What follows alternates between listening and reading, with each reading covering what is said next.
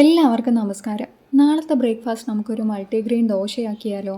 അതിനു വേണ്ടി ഞാനിവിടെ ഒരു ബൗളിൽ 1 കപ്പ് ചെറുപയർ പരിപ്പ്, 1 കപ്പ് ഇഡലി അരി, 1/4 കപ്പ് ഉഴുന്ന്, 1/4 കപ്പ് ചെറുപയർ, 1/4 കപ്പ് തുവരപ്പരിപ്പ്, 1/4 കപ്പ് റാഗി, 1/4 കപ്പ് പോഹ, 1 ടീസ്പൂൺ ഉലുവ ഇത്രയും ചേർത്തിട്ട് നന്നായി വെള്ളം ഒഴിച്ച് ഒരു 3-4 തവണ കഴുകിയെടുക്കുന്നുണ്ട്.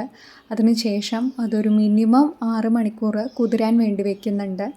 6 മണിക്കൂർ കുതിർന്നതിന് ശേഷം മിക്സിയുടെ ജാറിൽ നമുക്ക് നന്നായി പേസ്റ്റ് പരുവത്തിൽ അരച്ചെടുക്കണം. അതിനുശേഷം 7-8 മണിക്കൂർ അതൊരു ചൂടുള്ള സ്ഥലത്ത് ഫെർമെൻ്റ് ആവാൻ വേണ്ടി വെക്കണം. 10 മണിക്കൂറിൽ കൂടണ്ട, ചിലപ്പോൾ പുളി വരാൻ സാധ്യതയുണ്ട്.